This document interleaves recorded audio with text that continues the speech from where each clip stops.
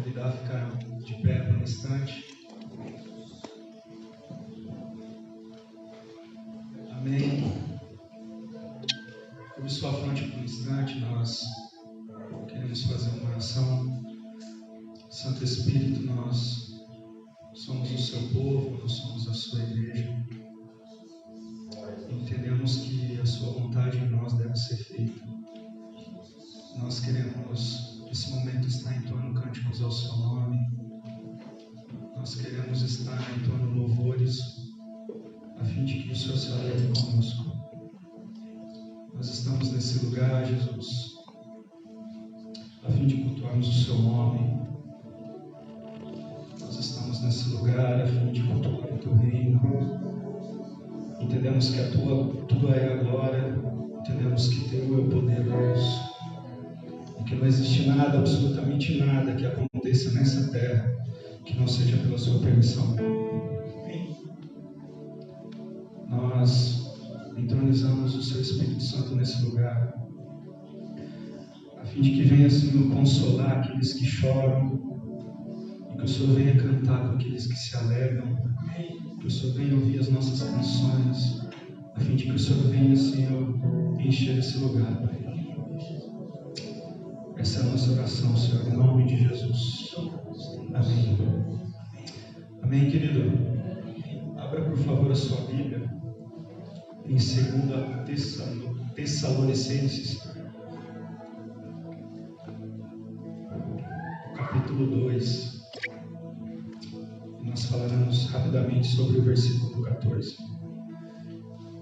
Nós conversávamos há pouco antes do ensaio, alguns pedidos de oração dos membros aqui da equipe, que eu já queria pedir para que se posicionasse aqui, inclusive, para a gente ganhar tempo. E todo mundo tem um pedido de oração por alguém que está enfermo, um pedido de oração, às vezes, distante, de alguém que faleceu. E ao nosso redor está bem comum ver esse tipo de situação. Não são dias fáceis, né? Mas o ser humano, ele acha que controla a sua própria vida. E o Espírito Santo nos enche de esperança quando ele mostra que nós não controlamos. Diz assim, no versículo 14: foi para isso que Deus os chamou, por meio do Evangelho que anunciamos, a fim de que vocês tomem parte na glória do nosso Senhor Jesus Cristo. Portanto, irmãos, fiquem firmes e guardem aquelas verdades que ensinamos a vocês, tanto nas nossas mensagens como nas nossas cartas. Que o próprio Jesus Cristo, o nosso Senhor e Deus, o nosso Pai, que nos ama e que na sua bondade nos dá uma coragem que não acaba e uma esperança firme, encham o coração de vocês de ânimo e os tornem fortes para fazerem e dizerem tudo o que é bom. Amém? Ele nos enche de esperança. Eu queria te convidar por um instante para que você glorifique a Deus. Amém? Amém. Para que você aplauda Ele por um instante. Amém? Você pode aplaudi-lo? Vamos aplaudi-lo. Amém.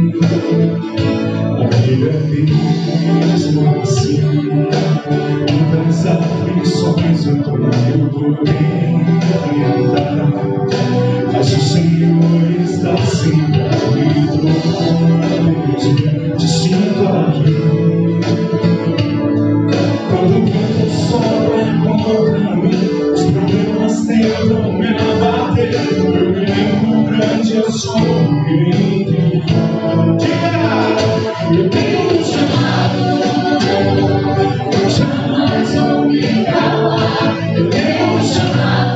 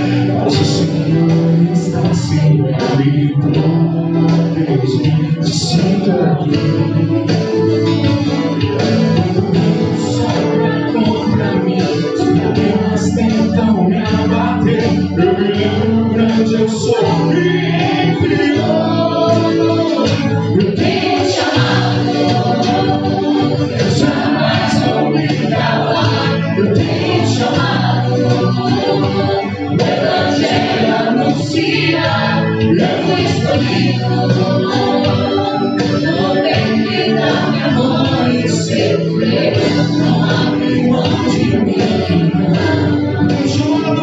Eu tenho chamado, jamais vou me calar. Eu tenho chamado, o Evangelho anuncia, eu fui escolhido no ventre da minha mãe. Eu sei que Deus não abre mão de mim. Há muito pra nascer, não há mais tempo pra mudar. Eu tenho um chamado, jamais vou me calar. Eu tenho um chamado, o Evangelho anuncia, eu fui escolhido no ventre da minha mãe. Sei que Deus não abre mão de mim. Tenho um chamado, jamais vou me calar. Tenho um chamado, o Evangelho anuncia, eu fui escolhido no ventre da minha mãe. Sei que Deus não abre mão de mim. Eu sei que Deus não abre mão de mim.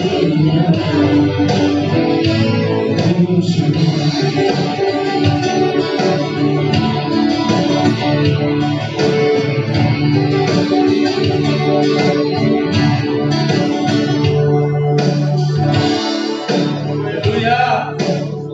Glória ao nome de Jesus. O nosso Deus é maravilhoso, o nosso Deus é poderoso.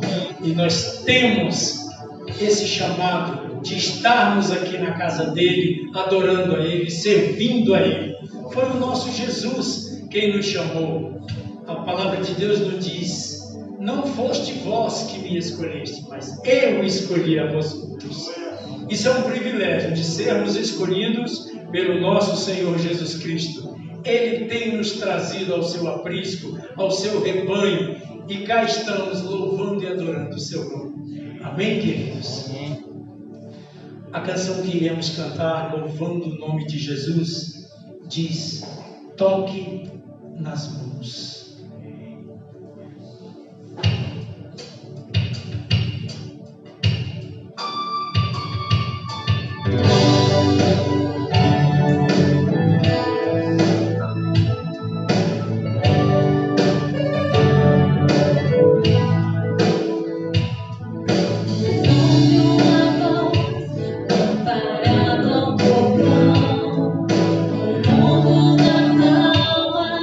Oh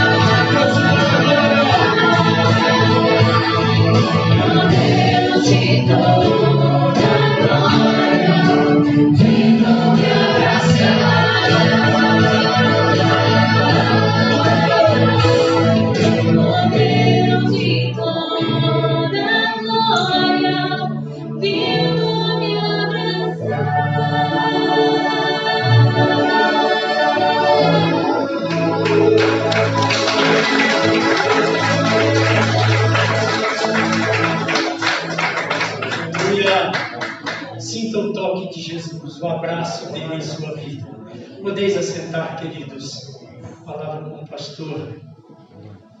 Fiquem à vontade, você está na casa do Pai, onde você pode adorar, onde você pode cantar, dançar. Sinta-se à vontade.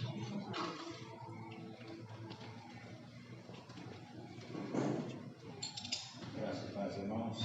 Amém. Graças a Deus, irmãos. Amém. Glórias. Você prestou atenção no que você acabou de cantar? Principalmente a última frase. Pode colocar lá de novo para mim, Marília, a última frase desse cântico.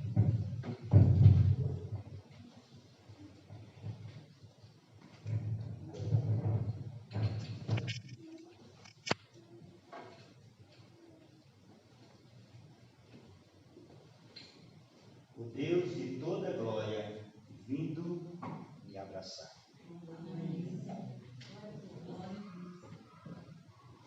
Você já pensou quanto isso é relevante? É profundo esta declaração. O Deus de toda glória vindo me abraçar. Nós estamos reivindicando, estamos desejosos por voltarmos a nos abraçar. A pandemia tem proporcionado este afastamento, né?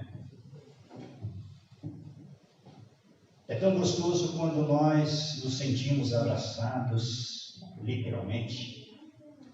É tão gostoso quando recebemos uma mensagem de alguém dizendo: eu amo você, eu gostaria de estar com você, eu parabenizo você, e tantas outras frases que enchem o nosso coração. Agora você imagine Deus descendo da sua glória,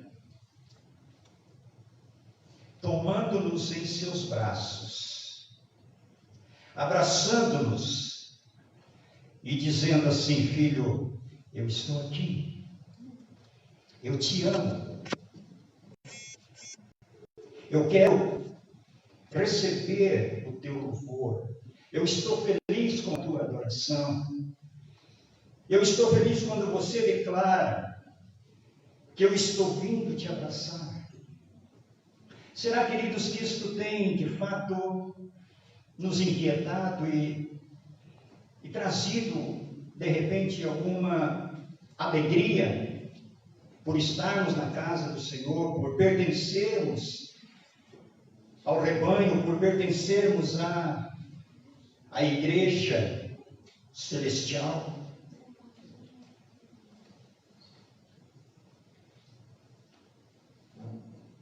Uma semana se passou depois do último encontro nosso aqui no templo. Muitas coisas aconteceram nesta semana. Muitos momentos difíceis, momentos alegres, momentos de incertezas, momentos de esperança, momentos em que, de repente, o sono foi embora, a preocupação se estabeleceu, mas em todos esses momentos, bons ou ruins, o Senhor não se afastou de nós.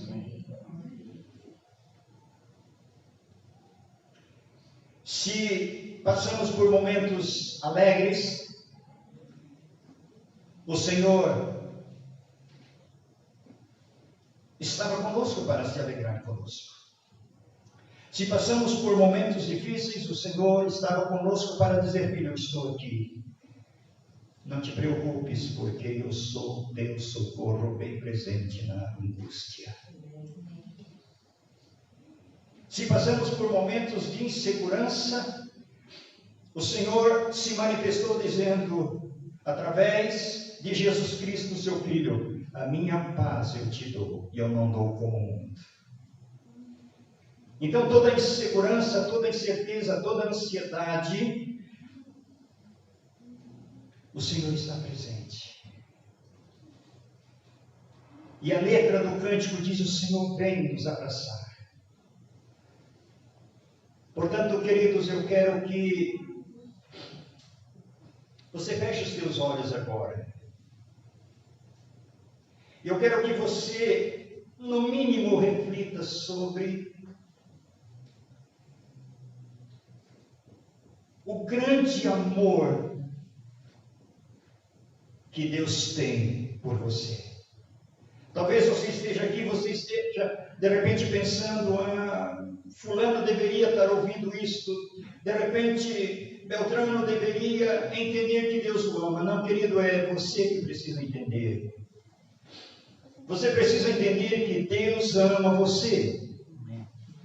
Você precisa entender que Ele jamais abrirá mão de você. Você precisa entender que Ele espera que você dele se aproxime para que Ele de você se aproxime a cada dia. Então feche os teus olhos. E eu quero que você pense um pouco sobre o grande amor que Deus tem por mim e por você. A Bíblia diz que com grande amor o Senhor nos amou. Como disse o irmão Davi, a Bíblia diz que o Senhor nos amou primeiro, aleluias. Não fostes vós que escolhestes a mim, mas eu vos escolhi a vós outros. O Senhor escolheu você para por você ser adorado, ser louvado, para que você possa prestar cultos de adoração, de louvor, de celebração, e que você, ao chegar na presença do Senhor, possa chegar não de mãos vazias, mas com muita celebração, com muito louvor, com muita adoração, porque Ele merece o teu louvor, porque Ele te amou primeiro. Você ainda não existia, a Bíblia diz que ainda de uma forma que não existíamos, o Senhor já nos amou. O Senhor espera receber o nosso louvor.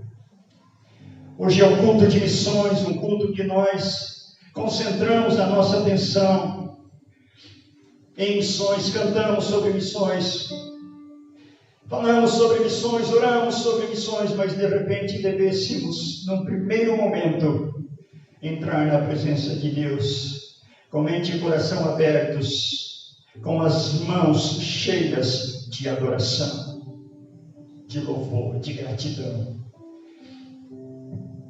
Querido Espírito Santo, nós nos entregamos nas Tuas mãos e nos rendemos aos Teus pés agora. E oramos para que o Teu Espírito esteja falando ao nosso coração. Oramos para que o Teu Espírito esteja nos inquietando nesta noite. E que em tudo, Pai, o Teu nome seja glorificado.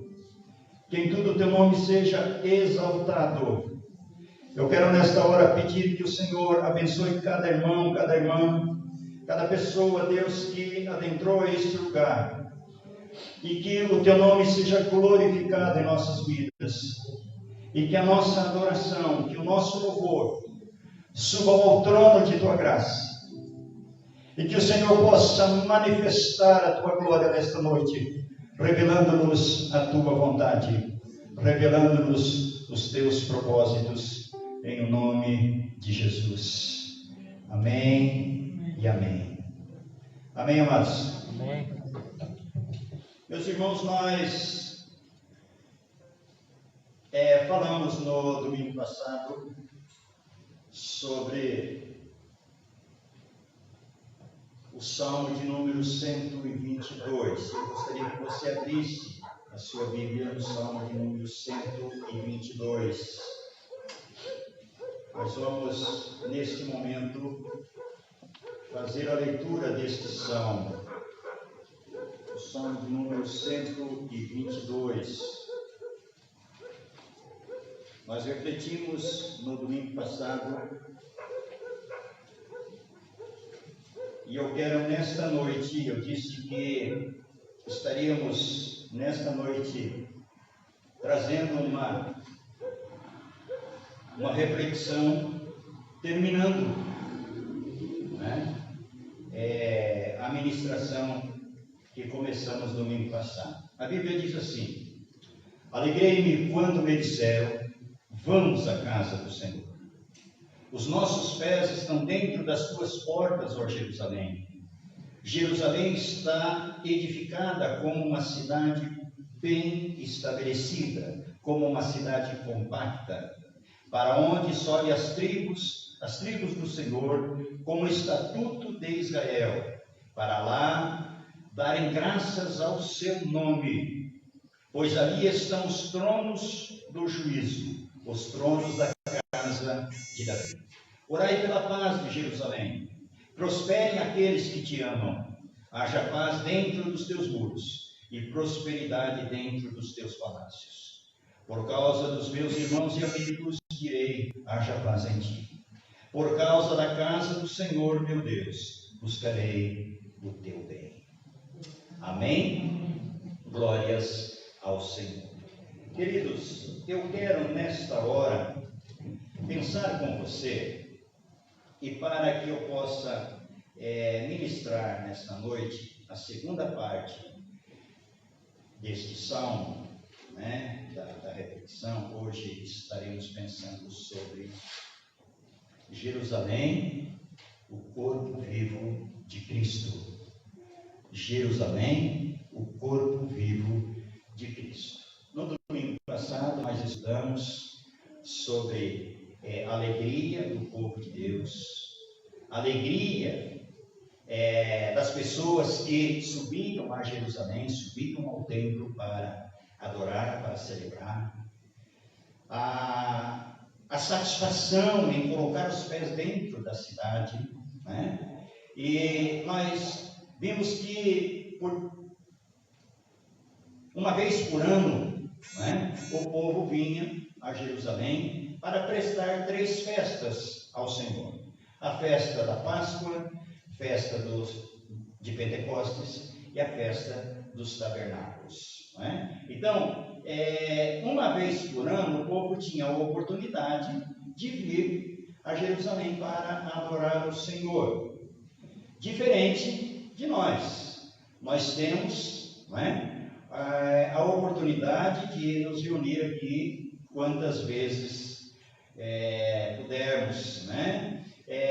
Nós vimos também uma das coisas que motivou o povo de Deus foi perceber que Deus estava de fato cumprindo a sua promessa no momento em que Jerusalém fora restaurado e aí fora reconstruído, e aí o povo pôde vir à casa do Senhor. Então nós vimos que existia no coração do povo um sentimento de alegria ao chegar junto aos muros.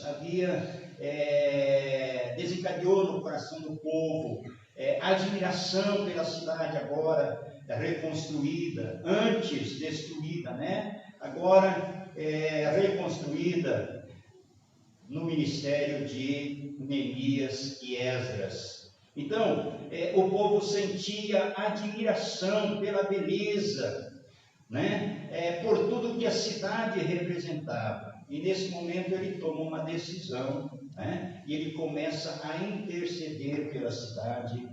E nós vimos aqui no finalzinho que o salmista toma ele mesmo. Num primeiro momento ele clama para que o povo interceda e depois ele mesmo toma a decisão de interceder, né? O último versículo diz assim: por causa da casa do Senhor, nosso Deus, buscarei o teu bem. Então, o salmista, ele não apenas, né, verbaliza o sentimento do seu coração, mas ele também põe em prática, ele coloca, né, a sua experiência de intercessor, né, para estar intercedendo junto ao trono da graça do Senhor. Queridos, eu quero nesta noite pensar com você sobre o que de fato Jerusalém e o templo, Jerusalém e o tabernáculo, significam para nós. Eu terminei domingo passado dizendo: esta é a história. Foi isso que aconteceu com Jerusalém, com o povo de Israel. Mas o que tudo isso tem a ver conosco, né? Então, o Salmo fala basicamente, queridos, de paz e alegria. O Salmo aqui está falando exatamente de paz e alegria. O salmista reflete aqui o grande amor dos hebreus por Jerusalém, pelo templo. Então ele traz esta realidade, né? O grande amor. Ele fala da alegria, né? E agradecimento pelo privilégio de subir à cidade santa, de entrar na casa do Senhor. Isso nos leva, queridos, a uma antecipação do que de fato estava preparado para nós no Novo Testamento. Quero observar que, quando o salmista fala de paz, ele não está falando apenas de ausência de conflitos, ele não está falando apenas do bem-estar da cidade, por falta de guerras. Não, ele está falando, quando ele fala de paz, eu acredito que esta palavra, ou esta colocação do salmista, ela é muito mais abrangente. Por quê? Porque aqui inclui o bem-estar da cidade, aqui inclui prosperidade, felicidade, saúde física, saúde espiritual. Então aqui o salmista, ele coloca algo bem mais pomposo aqui. Não é apenas quando ele fala orai pela paz de Jerusalém, ele não está apenas dizendo vocês devem orar para que não haja guerra. Nós vimos domingo passado que a expectativa do salmista era para que o povo orasse, não apenas para que as guerras externas deixassem de acontecer, porque de vez em quando, os povos vizinhos tentavam invadir Jerusalém, tentavam saquear Jerusalém, e Davi, como era um homem de guerra, ele, por várias oportunidades, ele teve que lutar para defender a cidade, Então o salmista ele não está se reportando apenas à guerra externa, mas guerra interna. Ele diz orai pela paz de Jerusalém, orai para que haja paz em Jerusalém. E quando há paz, a prosperidade, a saúde, a felicidade, em todas as áreas de nossa vida. É interessante observar que Jerusalém era conhecida como a cidade de paz, Logo os seus habitantes, eles eram inquietados e eles preocupavam em fazer com que a cidade fizesse jus ao seu nome. Então eles tinham uma preocupação. No primeiro ponto aqui, queridos, eu quero pensar o seguinte: a vinda de Jesus, 800 anos antes, como filho, representa a redenção, a salvação, como ponto central do cumprimento das promessas do Senhor. Então, a primeira coisa que eu quero observar com você é exatamente isso. A vinda de Jesus Cristo foi o ponto central para que pudéssemos entender que as promessas feitas muitos anos antes de Cristo, e uma das primeiras promessas feitas com respeito à vinda de Jesus, não a segunda vinda de Jesus, mas a primeira vinda de Jesus, está registrado lá em Gênesis capítulo 3, versículo 5. Ali está tratando exatamente, está revelando a primeira promessa feita com respeito ao Senhor Jesus. Gênesis 3, 15. Quando a Bíblia diz ali que o Senhor falando com a serpente, disse: porém inimizade entre ti,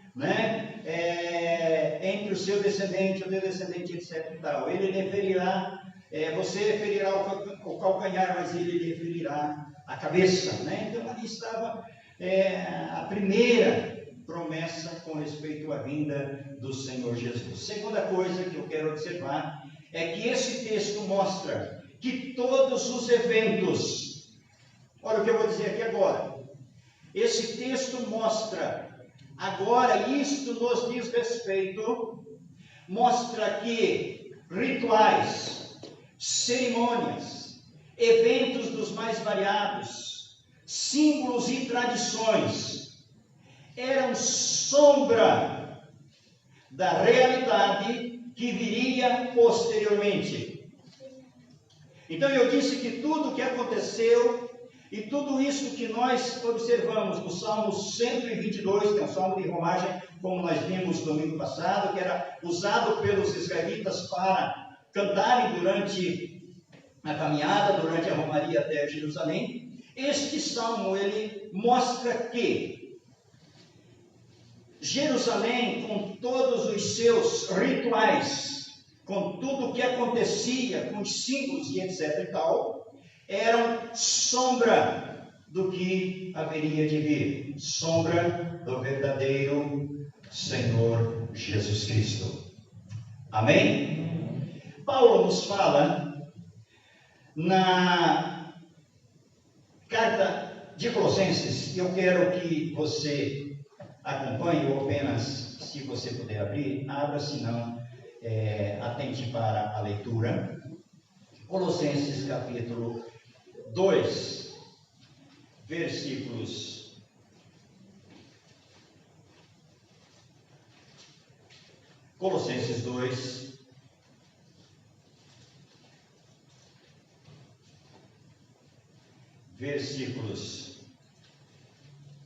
16 e 17.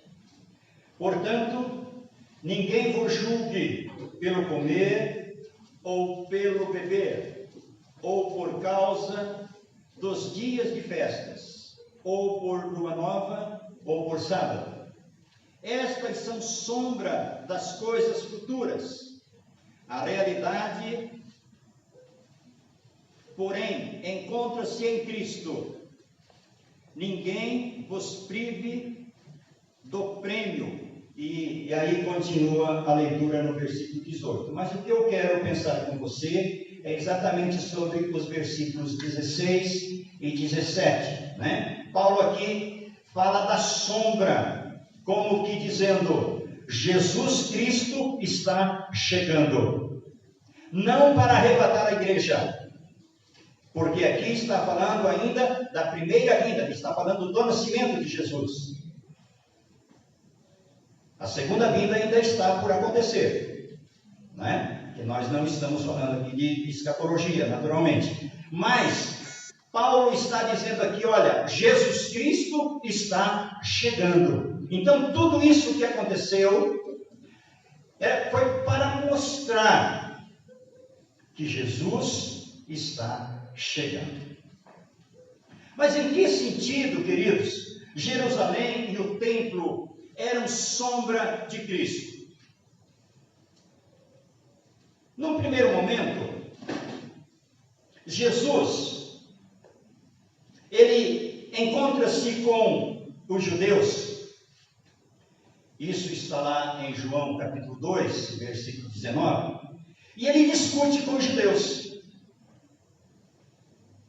E ele diz assim, olha, eu posso destruir esse templo e em 3 dias eu o reconstruirei. Os judeus, no primeiro momento, eles entenderam que Jesus Cristo poderia destruir literalmente o templo físico, a estrutura, e eles questionaram por 40 anos. Levou 40 anos para ser construído, agora você em 3 dias vai, né, destruir e reconstruir. Jesus estava falando dele. Jesus estava falando do seu corpo, que morreria, mas ao 3º dia, Jesus ressuscitaria. Aleluia. Então, o que o Velho Testamento, o que este salmo tem a ver conosco, o que Jerusalém tem a ver conosco, é que, como os judeus iam para Jerusalém, física, cidade, né, para a cidade anteriormente conhecida como a cidade dos jebuseus, né? Nós vamos ver isso aqui daqui um pouco. Mas o que isso tem a ver? É que Jesus agora é o centro principal do nosso culto e da nossa adoração. Então as coisas do Velho Testamento, elas eram consideradas como sombra. Jesus disse para os judeus, eu posso reconstruir o templo em 3 dias. Havia nesse momento uma identificação com o corpo de Cristo e com o templo.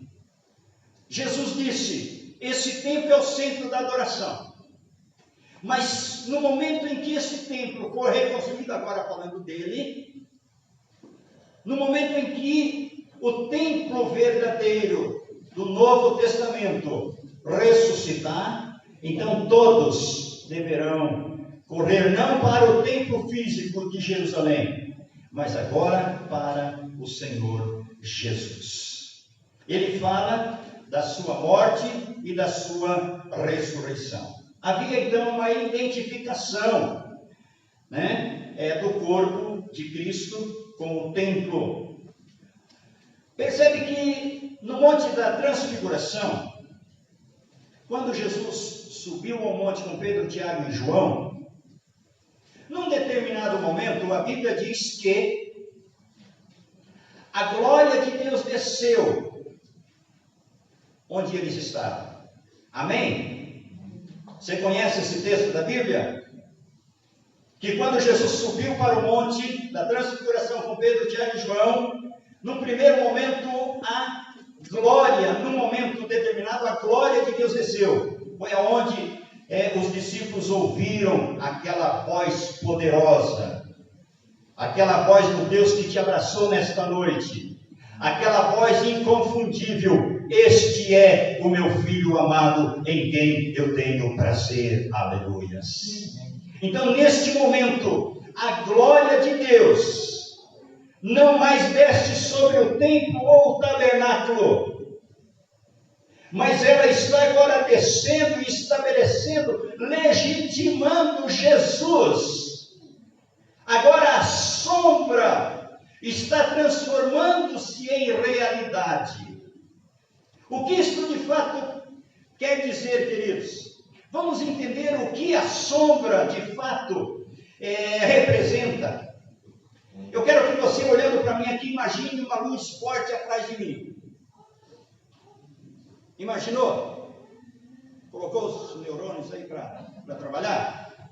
Agora imagine aqui o Anderson. O Anderson levanta-se e começa a vir em minha direção. Mas eu não olho para trás, eu estou vendo o quê? Sombra. A sombra, mas eu tenho 3 elementos santificados pelo Senhor Jesus aqui atrás. Não são elementos.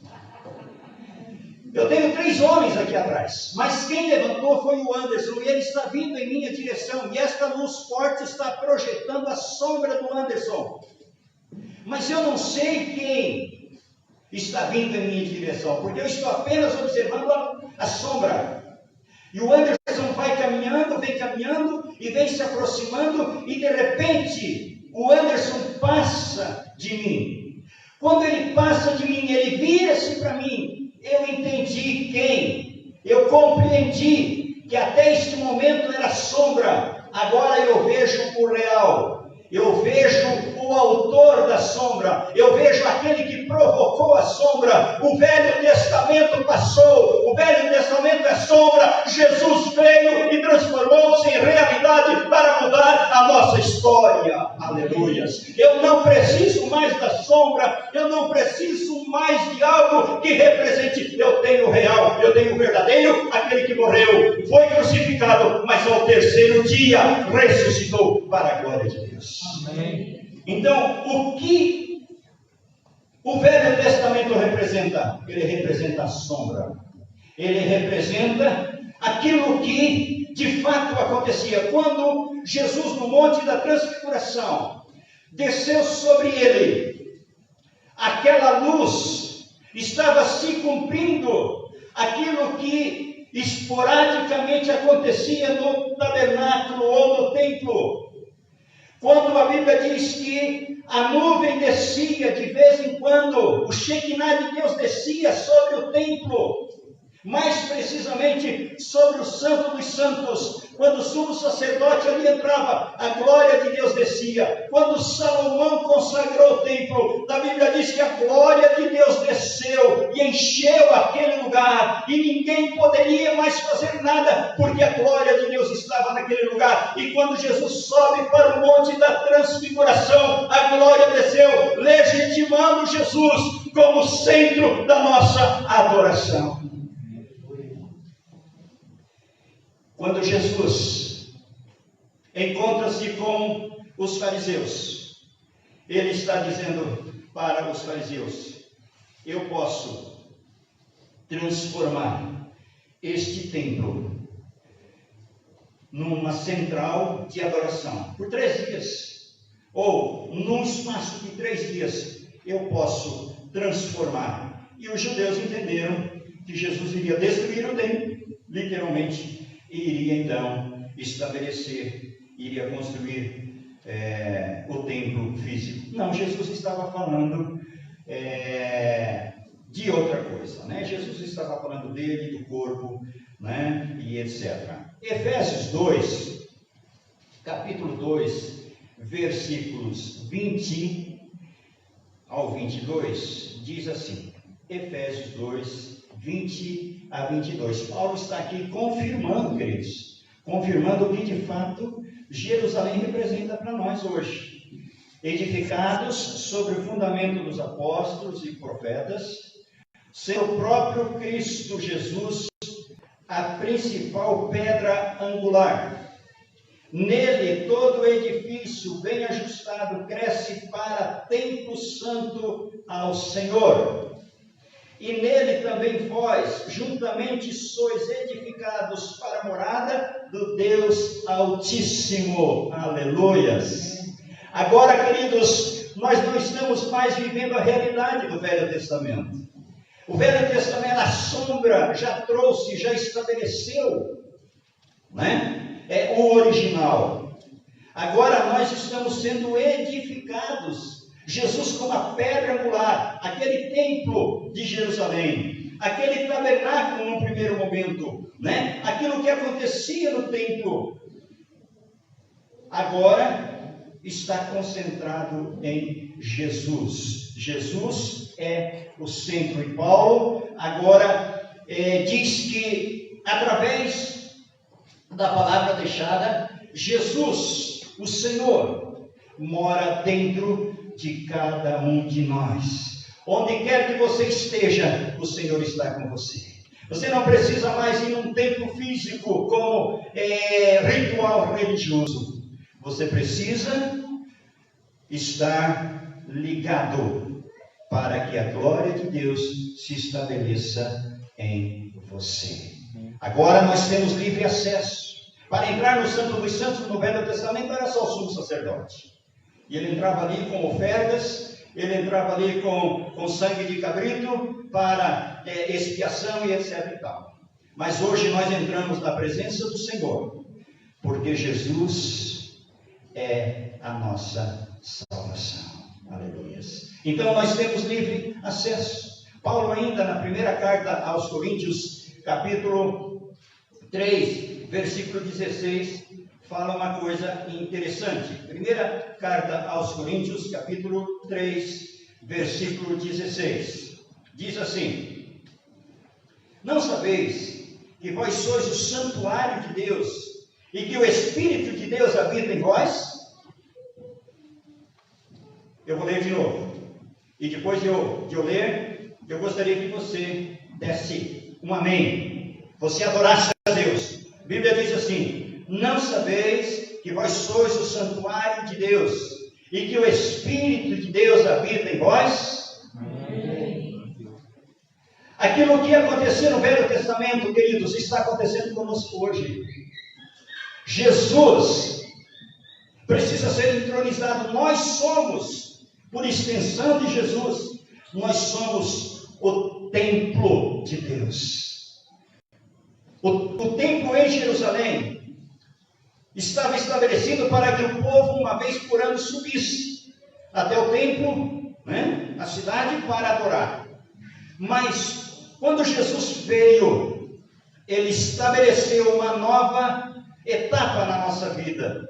Ele estabeleceu agora a oportunidade de eu e você nos tornarmos santuário de Deus.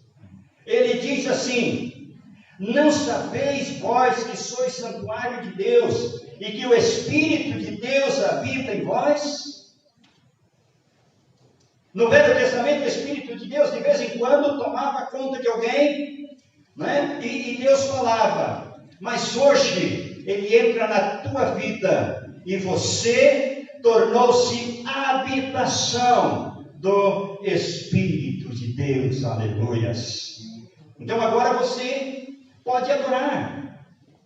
Pedro, o apóstolo, na primeira carta de Pedro, capítulo 2, versículo 5, fala uma coisa também extremamente linda e importante. Capítulo 2, versículo 5. Diz assim: mas qualquer... Desculpa, 1 Pedro. Eu encontrei o irmão João aqui, mas não é o irmão João, é o irmão Pedro, né? Vós também sois pedras vivas, sois edificados como casa espiritual, para ser de sacerdócio santo, a fim de oferecer sacrifícios espirituais e aceitáveis a Deus por Jesus Cristo. Aleluias. Olha o que Pedro está falando, confirmando, concordando, não é? Ratificando aquilo que Paulo escreveu. Ele diz assim: vós também, como pedras vivas, sois edificados como casa espiritual, como sacerdócio santo, a fim de oferecer sacrifícios espirituais e aceitáveis a Deus, por meio de Jesus Cristo. Aleluias. Então aquilo que acontecia no Velho Testamento está acontecendo hoje conosco. Jesus estabeleceu esta realidade. Nós somos casa espiritual, nós somos sacerdócio. A Bíblia diz, né, que o Senhor nos escolheu como sacerdócio real, nação santa, povo de propriedade exclusiva dele. Então nós temos, queridos, este privilégio. Agora eu quero pensar com você o seguinte: é fundamental que entendamos que cada um de nós, eu e você, cada um de vocês, são pedras vivas que o Senhor escolheu para construir este grande edifício e transformar em casa de adoração a Ele. Então você tem um privilégio muito grande. É isto que o salmista estava querendo dizer, e é exatamente isso que o Salmo nos remete para isso. Porque nós somos agora casa, nós somos o edifício, nós somos pedras colocadas por Deus, escolhidas por Deus, e juntos, né, formamos o edifício de Deus. Agora você quer ver o que Apocalipse 21 fala? Apocalipse 21, versículo 1 ao 4, a parte A do versículo. Apocalipse diz assim: então vi novo céu e nova terra, pois já o primeiro céu e a primeira terra passaram, e o mar já não existe. Você entendeu? Você prestou atenção? Então vi novo céu e nova terra, pois já o primeiro céu e a primeira terra passaram, e o mar já não existe. Vi também a cidade santa, a nova Jerusalém, que descia do céu, ataviada como noiva para o seu noivo. Do que o escritor, do que João está falando? Da cidade física, da capital, do povo de Israel? Ele está falando da cidade reconstruída por Neemias? Ele está falando do templo de Salomão? Ele está falando, construído por Salomão? Ele está falando do tabernáculo? Ou ele está falando de algo bem mais importante para nós? Vi também a cidade santa, Nova Jerusalém, que descia do céu, ataviada como noiva para o seu noivo. Ele está falando de quem? Ele está falando de nós, aleluias. Ele está falando da igreja remida e comprada pelo sangue de Jesus. E eu vi grande voz do trono, vinda do trono, que dizia: agora o tabernáculo de Deus está com os homens, Deus habitará com eles, e eles serão o seu povo, e o próprio Deus estará com eles, aleluias. Ele lhes enxugará dos olhos toda a lágrima, aleluias. Então, queridos, o que a Bíblia está dizendo? Que agora nós somos a Jerusalém celestial. Não estamos mais concentrados, não estamos mais olhando para Jerusalém, uma cidade física. Estamos olhando agora para Jerusalém celestial, aquela que o Senhor Jesus estabeleceu. Em que o Salmo se aplica a nós hoje? Além de tudo isso que nós já falamos. Primeiro, se você quiser, antes porém, entenda, querido, que tudo que aconteceu no Velho Testamento não perdeu a validade. Ele apenas apontava para uma realidade. Então a sombra que o Velho Testamento era considerado, ela trouxe a realidade, ela trouxe o verdadeiro Senhor, o verdadeiro Cristo, né? Então é interessante observarmos que o Velho Testamento não deixou de existir, bem pelo contrário, aqui está a palavra de Deus, está registrado os testamentos, os estatutos e tudo, né? Mas Jesus estabeleceu agora uma nova situação para a igreja. Então, o que nós aprendemos com tudo isso? Se você quiser e puder ir a Jerusalém, a cidade santa, eu acredito que vai ser bênção. Eu acredito que vai ser uma experiência ímpar, vai ser algo maravilhoso. Eu confesso a você que eu já tive a oportunidade de ir, mas não fui. Gostaria até de conhecer a cidade Jerusalém, a Terra Santa, etc. e tal, mas não é prioridade. Se você quiser e puder, eu acredito que vai ser show, vai ser muito bom. Você vai poder andar pelas ruas, pela cidade, né? Aquilo que a Bíblia fala e etc e tal. Porém, você não pode ir a Jerusalém, o que muitas pessoas fazem, e considerar aquilo tudo santo, no sentido literal da palavra. Você não pode ir a Jerusalém e considerar, por exemplo, ou trazer de lá uma porção da água do Jordão como algo milagroso, ou de repente uma raspinha do muro das lamentações, ou de repente uma porção de vinho feito com uvas do Monte das Oliveiras. Você não pode considerar essas coisas santas, porque nós não temos mais a necessidade de olhar para isto. Você não pode olhar para o Kifá, para a arca, para as festas rituais. Tudo isso, queridos, era sombra.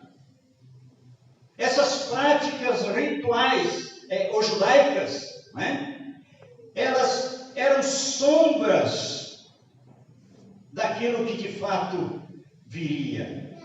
Então, nós não podemos usar essas coisas e tentar inserir nas nossas liturgias, né, como prática. Não tem fundamentação bíblica, não tem legitimidade. O que nós precisamos entender é que o Evangelho é simples, o Evangelho é puro, o Evangelho estabeleceu uma nova etapa na nossa vida. O Evangelho trouxe-nos a libertação de todos os rituais. Nós não precisamos mais disso ou daquilo. Nós podemos e devemos entrar no Santo dos Santos. O véu se rasgou, nos dando a oportunidade de entrarmos para adorar em espírito e em verdade. Percebe que quando Jesus estava com a mulher lá no poço de Jacó, a mulher questionou Jesus e perguntou: aonde devemos adorar? Os judeus dizem que devemos adorar no templo. Jesus disse: olha, eu vou falar para você uma coisa. Nem no templo, e nem nesse lugar, ou nem em qualquer outro lugar. Porque o meu Pai é Espírito, e Ele busca adoradores que o adorem em Espírito e em verdade. Então não temos mais, queridos, a necessidade. Logo, a tentativa de introduzir essas práticas nas liturgias, elas não procedem, não tem como, né, nós aceitar, porque passou, foi sombra, agora nós temos a realidade. Nós devemos então, no segundo momento, nos alegrar pelo privilégio que temos de cultuar a Deus, não mais uma vez por ano, em uma das festas específicas. Nós devemos nos alegrar, porque temos a oportunidade de cultuar a Deus, juntamente com os irmãos. É privilégio, podemos, queridos, estar na casa do Senhor sempre que desejamos, sempre que pudermos estar na casa do Senhor, é privilégio. Não precisamos esperar aquilo que o salmista escreveu, aquilo que os judeus cantavam. Alegrei-me quando me disseram, era um momento em que realmente encheu o coração. Mas talvez nós devemos hoje permitir que o nosso coração receba a unção para orar em todos os momentos. Nós não temos mais a necessidade de esperar, de repente, 11 meses para subir ao templo. Nós podemos e devemos adorar ao Senhor em todos os momentos da nossa vida. Entendemos que quando o crente, queridos, quando o cristão deixa de frequentar os cultos, os famosos desigrejados, né, possivelmente tem algo de errado com ele. Por quê? Porque a igreja está no centro da vontade de Deus. A igreja, corpo vivo de Cristo, está no centro da vontade de Deus. Então, quando as pessoas negligenciam, quando as pessoas deixam de frequentar, entendendo, e muitos até dizem: eu não preciso de tempo para adorar a Deus, eu não preciso ser pastoreado porque o meu pastor é Cristo. Estamos indo contra o princípio. A Bíblia diz que a igreja é o centro, está no centro da vontade de Deus. E quando as pessoas deixam, negligenciam a casa do Senhor, eles estão dizendo: eu estou saindo do centro da vontade de Deus. É simples de entender. Quando negligenciamos, quando não consideramos a oportunidade, os judeus, eles diziam: alegrei-me quando me disseram, agora eu estou feliz porque eu estou vendo o santuário, eu estou vendo a casa, eu estou vendo a cidade. Era uma alegria que enchia o coração. Aí muitos até dizem: essa semana eu atendi uma pessoa e ela dizia: estou decepcionado com tudo e com todos, menos Deus. E aí 3 pontinhos. Mas aí a pergunta é, será que realmente eu estou olhando para o autor e consumador da minha fé, ou eu estou olhando para as circunstâncias? Devemos ver a igreja como de fato ela é. E o que a igreja é? A igreja é o corpo vivo de Cristo. Amém? A igreja é o corpo vivo de Cristo. Temos defeito, queridos? Temos, com certeza. Porque a igreja é formada de pessoas. A igreja é formada de seres humanos, limitados. Porém, de pessoas regeneradas pelo sangue de Jesus. Pessoas salvas, libertas. Pessoas que ainda estão vivendo a realidade carnal, mas transformadas. E essa transformação, ela se deu através do arrependimento, através da transformação pelo sangue de Jesus. Condição que nos faz, pelo arrependimento e conversão, santuários de Deus. Então você é o santuário que deve adorar a Deus e que Deus deve receber a sua oração nesse santuário. Você aqui no templo físico, no teu trabalho, dentro do ônibus, no carro, onde quer que você esteja, você é templo do Espírito Santo de Deus. Jesus disse assim: aquele que me ama, guardará minha palavra, meu Pai o amará, e o quê? Vamos estudar Bíblia? E viremos para ele e faremos nele morada. Num primeiro momento, nós vimos que o Espírito de Deus habita em nós. E aí Jesus vem dizendo assim: Elisângela, você me ama? Então guarda a minha palavra. Meu Pai te amará. E viremos para você e faremos em você morada. Aleluias. O Espírito Santo está no nosso coração. Jesus disse: você me ama, guardando a minha palavra, eu e meu Pai viremos e habitaremos com você. Então nós somos o santuário, nós somos a nova Jerusalém que desce do céu ataviada como noiva para o seu noivo. Aleluias. Não estamos mais condicionados a um santuário.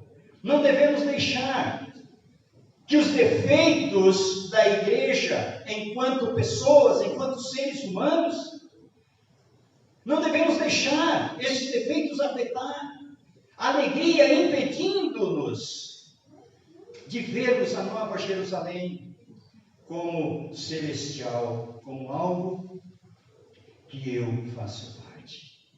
Às vezes ficamos olhando para as pessoas. Mas fulano, Beltrano. Mas não olhe para as pessoas.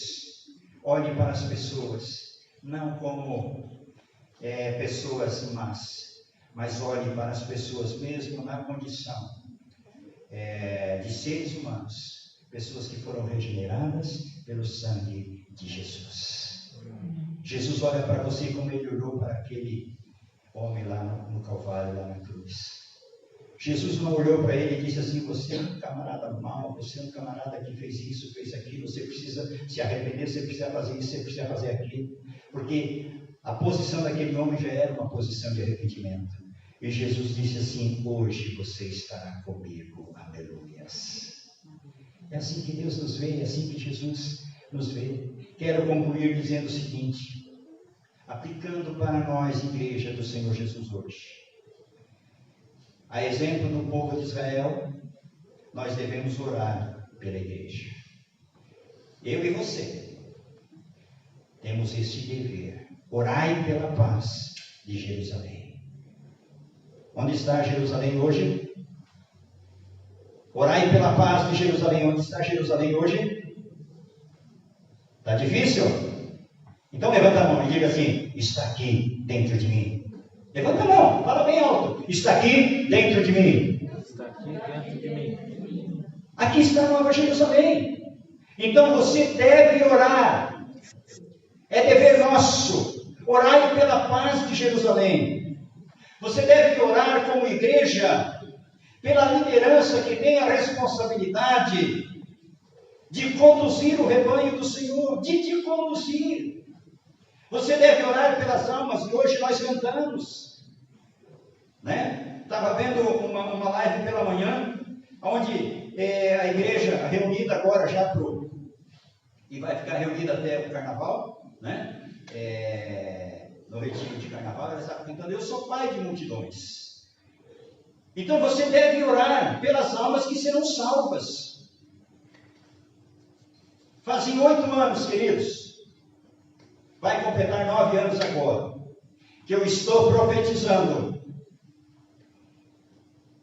E se os profetas do Velho Testamento morreram sem ver as profecias concretizadas, só se realizaram depois, eu estou apenas há 8 anos e meio profetizando que este lugar será pequeno para o grupo que o Senhor vai salvar nesta cidade. Amém. Eu creio que o Senhor vai levantar homens e mulheres determinados a conquistar. Eu creio que nós, como novas criaturas que somos, nós seremos protagonistas do grande milagre que o Senhor vai realizar nesta cidade. Qual é o grande milagre? Curar da pandemia? Não, queridos, para mim o grande milagre é uma alma convertendo-se ao Senhor Jesus. É vidas sendo salvas, vidas sendo transformadas, nomes sendo escritos no livro da vida. Então esse é o dever, orai pela paz de Jerusalém, orai para que haja paz em Jerusalém. Devemos orar pela manutenção, sendo fiéis nos dízimos, nas ofertas, ofertando sempre como forma de culto ao Senhor. Era isto que o povo fazia. O povo não subia no templo, o povo não adentrava o santuário de mãos vazias. O próprio Davi ensinou isso: eu não oferecerei nada ao meu Deus que não me custe preço. Então nós temos que investir, nós temos que ser homens e mulheres conscientes e termos atitudes inteligentes ao ponto de transformarmos a nossa vida em santuário, em habitação do Altíssimo, para que os milagres aconteçam. Então precisamos preocupar pela manutenção da obra do Senhor. Precisamos ser fiéis nos dízimos, e da mesma forma que eu falei dos desigrejados, eu falo dos não dizimistas. Quando não dizimamos, estamos dizendo, eu não quero cumprir este princípio estabelecido pela Bíblia, eu rejeito cumprir este princípio, mas eu quero ser abençoado, eu quero ser edificado, eu quero pertencer, mas tem coisa, Senhor, que não dá. Então, como o Salmo nos ensina, devemos permitir que o Senhor nos use para a sua glória. Devemos buscar o bem da igreja. Devemos proteger sempre a igreja. Devemos anunciar as boas novas. Devemos falar das boas novas do Evangelho a parentes e amigos. Você conhece o crente 007? É aquele que fica 10 anos numa empresa e ninguém sabe que ele é crente. É aquele que se relaciona com a namorada durante 1 ano e nunca falou que ele era crente. Quando ela descobre, ela larga dele e fica desesperado. Deus, o que está acontecendo? Então nós temos que evangelizar, nós temos que anunciar, nós temos que falar da nossa igreja, nós temos que falar do grupo que pertencemos. Eu oro pelos meus amigos, disse Davi, eu oro para que eles tenham também a oportunidade de vir. E é interessante observar, queridos, que lá no templo do tabernáculo e do templo, existia o átrio onde as pessoas iam e durante as festas eles ficavam. Né? Eles comiam, eles armavam suas barracas e tinha até um lugar para o gentio, aquele que não era judeu, mas podia participar. Ele não podia entrar no templo, mas podia participar. Então, O salmista ele diz assim: eu oro para que os meus amigos tenham paz. Eu oro pelo bem de Jerusalém. Temos um compromisso, queridos, de participar. E é exatamente essas coisas que eu coloquei aqui agora, esses pontos, né? Que eu quero que você aplique para a tua vida. Temos o compromisso de participar de todos os eventos e atividades da igreja. Sempre que possível, é claro. Tem dia que você fica impossibilitado de participar. Está tudo bem. Mas quando você negligencia, aí fica mais difícil, né? Então, não devemos, como diz a Bíblia, desprezar a nossa congregação. É a orientação bíblica, é isso que a Bíblia diz. E não desprezeis a vossa congregação, como é costume de alguns. Então, o que nós precisamos é ter o compromisso. Hoje nós estamos aqui com a capacidade do templo limitada, por conta da pandemia. Mas ainda tem um espaço. A Secretaria do Estado do Paraná de Saúde, ela liberou 50% do espaço. E nós estamos aí mais ou menos com 30%. Né? Então nós precisamos entender, queridos, que temos um compromisso. Essa semana eu, conversando com alguém, mandei um recado, inclusive falei: já voltamos. Desde novembro estamos ativos no templo. Aí a pessoa disse: qualquer hora eu apareço. Mas esse qualquer hora eu apareço é o livro da igreja. Faz parte do rol de membros. Então existe, de certa forma, uma preocupação. E nós precisamos entender que a Nova Jerusalém, ela não está na cidade, ela não está lá, né, em Israel, ela está aqui. Eu e você somos a Nova Jerusalém. Amém. Termino falando uma pequena e rápida experiência uma família da igreja teve. A família foi para a praia, um casal e 2 filhos, 2 meninos, tipo Anderson e Yasmin. E levou um outro casal com 2 meninas, mais ou menos na mesma idade dos filhos. Ficaram uma semana na praia e durante todas as refeições e antes de dormir, as crianças procuravam os pais para orar antes de ir dormir, e nas refeições, via de regra, os 2 meninos queriam orar. E a família que estava com o casal membros da igreja, eles ficaram apenas observando. Passaram-se 5 dias e o casal procurou o irmão e falou: o que acontece com você? Eu sei que você é evangélico, eu sei que você é da igreja, mas por que esta educação, por que esta formação? E as nossas filhas estão nos cobrando o que nós devemos fazer. Aí aquele rapaz começou a trabalhar com eles. Chegaram da praia, ele explicou. Chegaram da praia, o rapaz me procurou. Felizmente eu era pastor dele, né? E ele disse: pastor, tem um casal assim, assim, assim, o que a gente faz? Eu falei: propõe para ele passo a passo com Cristo. E ele, na mesma semana, ele propôs. Na semana seguinte nós estávamos estudando o passo a passo com Cristo. Gastamos 13 semanas estudando com eles, o casal e mais membros da família, com o casal de irmãos da igreja. E no final da história, no final das 13 semanas, eu batizei esse casal. E no final, quando eu estava saindo da igreja, este casal eram diáconos da igreja, fiéis ao Senhor Jesus, estão servindo ao Senhor, estão com relacionamento com Deus. Por quê? Porque o Senhor chamou alguém que entendeu que ele deveria ser referencial, e nós precisamos entender isso também. Você é a imagem de Deus. Você é a imagem Você não é sombra, você é a realidade com o Senhor Jesus na vida das pessoas. Entenda que o Senhor quer te usar. O Senhor quer salvar, o Senhor tem um projeto de salvar o mundo. Hoje, culto de missões, o Senhor tem um projeto de salvar o mundo. Mas sabe como o Senhor vai salvar? Usando você e a mim. Ele não tem outro. Ele não tem outro. Até porque a Bíblia diz, se aparecer outro, com outro tipo de evangelho, né? Seja anátema.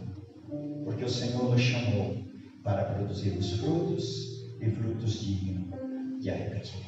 Frutos que permaneçam. Amém? Como é que se coloca em pé agora em nome de Jesus? Eu quero que você feche os seus olhos. Eu quero que você agora, ninguém, por favor, esteja de olhos abertos, negligenciando este momento.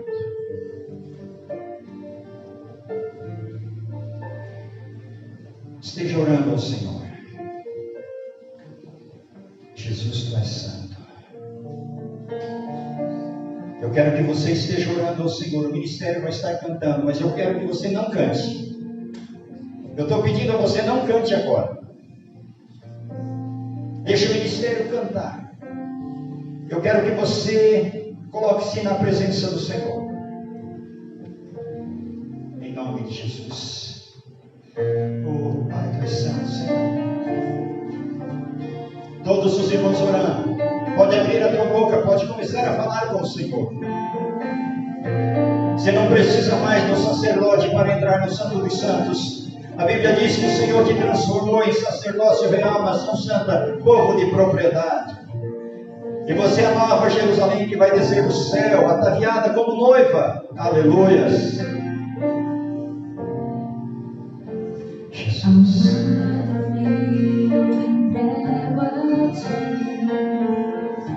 O meu coração, Jesus. Esteja orando em nome de Jesus. Todos os irmãos orando. Você que está em casa, assistindo essa live, esteja orando ao Senhor. Esteja adorando ao Senhor.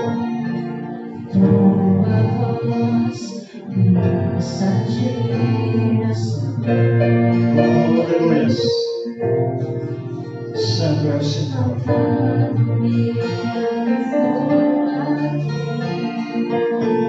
Santo, santo é o Senhor. Você está tendo a oportunidade agora, querido, de falar com Deus. Você tem a oportunidade de entrar na presença do Senhor. Você pode agora sentir o abraço do Pai. Você é sacerdócio real. Ore ao Senhor, adore ao Senhor, fale com o Senhor. Em nome de Jesus, aleluia. Oh Jesus, nós queremos mesmo entrar na tua presença. Queremos que o Senhor fale conosco.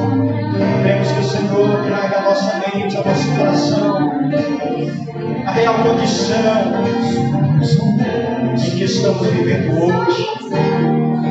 Que esta oportunidade de te servir seja, Senhor, motivo de alegria, motivo de satisfação. Que possamos permitir que o Teu Espírito, Senhor, a cada hora receba a nossa adoração. Oh, em nome de Jesus, eu oro para que Tu abençoes cada irmã que ouviu esta palavra. E que ela possa nos impulsionar, que ela possa gerar no nosso coração desejo de te servir mais, de conhecer mais, de te amar mais, de se alegrar mais da Tua presença, por conta de tudo aquilo que o Senhor tem feito. Em nome de Jesus. Em nome de Jesus. Em nome de Jesus. Em nome de Jesus.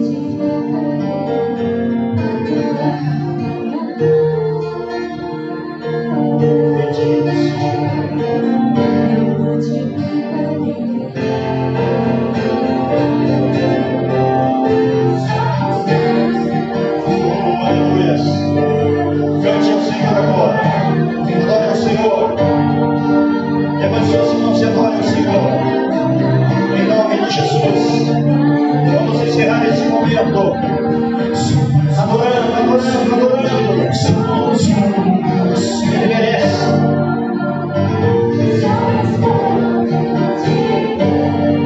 Oh, aleluia.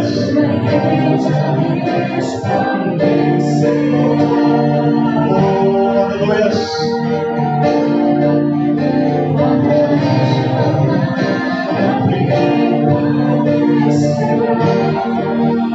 Bendito seja o Senhor.